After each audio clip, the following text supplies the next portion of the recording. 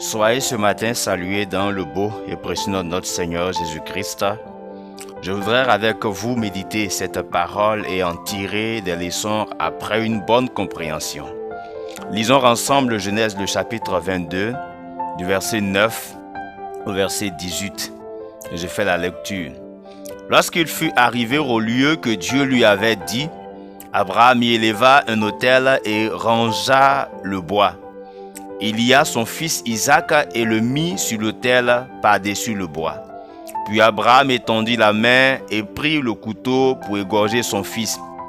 Alors l'ange de l'Éternel l'appela des cieux et dit, « Abraham, Abraham !» Il y répondit, « Me voici. » L'ange dit, « N'avance pas ta main sur l'enfant et ne lui fais rien, car je sais maintenant que tu crains Dieu et que tu m'as pas refusé ton fils, ton unique. » Abraham leva les yeux et vit derrière lui un bélier retenu dans un buisson par les cônes.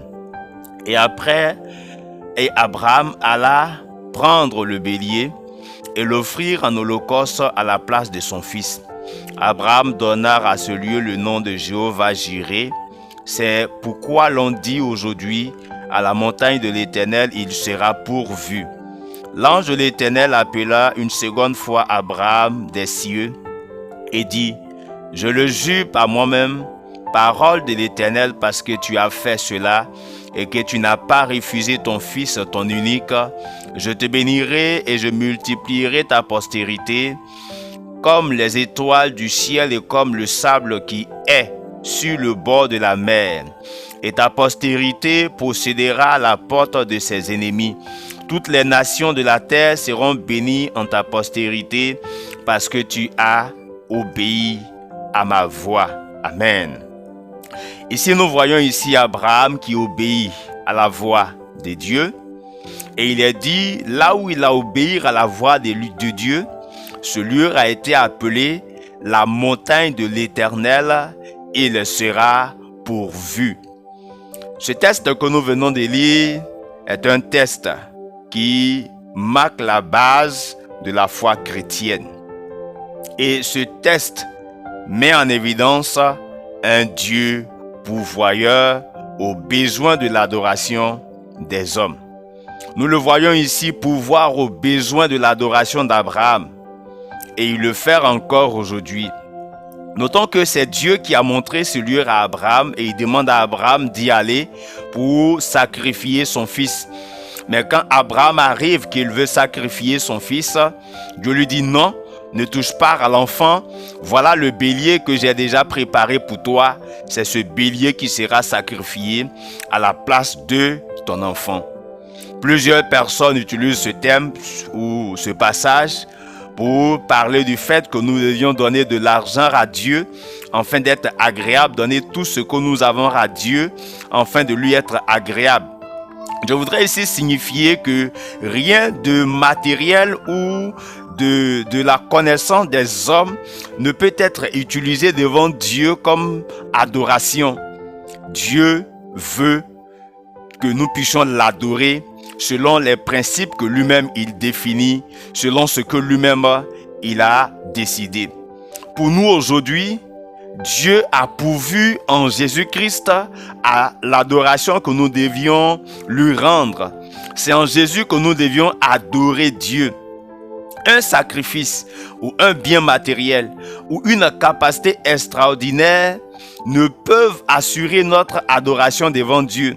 Mais seule l'œuvre de Jésus à la croix le fait. Aujourd'hui, sous la grâce, certains humains adorent Dieu par la forêt, l'eau, des objets, par les découvertes scientifiques, par leur richesse, mais ces choses sont limitées. Elles ne peuvent pas nous emmener à adorer Dieu. Parce que Jean 4, le verset 23 le dit, il est dit, le temps vient, ce temps-là est déjà là, où les vrais adorateurs adoreront Dieu en esprit et en vérité. Sous la grâce, l'adoration de Dieu est en esprit. Parce que c'est dans notre esprit que Dieu vient prendre place. Et nous collaborons avec l'Esprit de Dieu qui est en nous Et nous avons la connaissance de Dieu, nous avons le caractère de Dieu. C'est ce qui fait de nous de véritables adorateurs. Et nous adorons vraiment l'Esprit de Dieu qui est en chacun de nous. C'est pour cela que Romains 1, le verset 16 le dit, que Dieu est venu pour sauver premièrement les Juifs et après sauver les Grecs. Il est passé par la descendance d'Abraham pour se révéler aux hommes. Mais après cette descendance d'Abraham, son objectif était de sauver tous les hommes qui existent sur la terre. Dieu a préparé lui-même un lieu où les humains doivent l'adorer, qui est en Christ. Dieu a disposé les circonstances de l'adoration. Ces circonstances-là, c'est en esprit et en vérité. Il a pourvu aux besoins du salut par la mort et la résurrection de Jésus-Christ. Souvenons-nous à Gethsémani où Jésus a dit, en Marc 14, « Si cette coupe pouvait s'éloigner de moi, et non pas ce que je veux, mais ce que toi, Dieu, tu veux. » Il y est arrivé des moments où Christ lui-même n'a pas voulu accepter ce sacrifice-là de sa mort à la croix. Mais comme c'était ce que Dieu avait prévu pour l'humanité, alors il s'est soumis à la volonté de Dieu et il a accepté d'aller jusqu'à la croix parce qu'il est ce bélier-là qui a été attaché et qui devait obligatoirement mourir à la place d'Isaac. Jésus devait obligatoirement mourir à la place des hommes afin que les hommes, par lui, puissent avoir accès à Dieu. Notons que d'abord, l'homme doit accepter le salut en Jésus et adorer Dieu selon les clauses que Dieu lui-même a définies afin que cet homme soit une référence sur cette terre. Par la suite, il se sauvera lui-même et sauvera ses proches. Il ne peut se sauver et sauver ses proches que s'il adore Dieu selon les règles de Dieu et selon le lieu que Dieu même a prévu. Au travers de lui, ses proches verront un témoin de la vie de Jésus-Christ. Et eux pourront aussi être sauvés pour adorer Dieu, parce qu'au travers de cette personne qui adore Dieu comme Dieu le demande, ces personnes-là verront Dieu à l'œuvre. D'autre part, la présence d'un témoin de Jésus est une référence pour l'humanité, est une référence pour les hommes, car sa vie est une source de vie heureuse et une source de paix. Il reste sociable et réglementé dans le seul but d'orienter les humains vers Dieu. Un chrétien qui transmet son salut et son adoration à sa descendance reste une bénédiction pour lui-même, pour sa descendance et pour tous ceux qui sont autour de lui. C'est en ce sens que l'ange a dit à Abraham, « Toutes les nations seront bénies en ton nom. » Tous les humains sont bénis en Jésus. Et les humains bénis en Jésus ont la possibilité de permettre aux autres d'être aussi bénis. Parce qu'ils feront l'effort de pouvoir adorer Dieu, de servir Dieu selon les clauses de Dieu lui-même. Ainsi, par ce chrétien-là, sa descendance et les humains seront bénis en devenant eux aussi des adorateurs et des personnes qui obéissent à Dieu. C'est cette pensée-là que j'ai voulu développer pour nous permettre de mieux comprendre le sacrifice d'Isaac.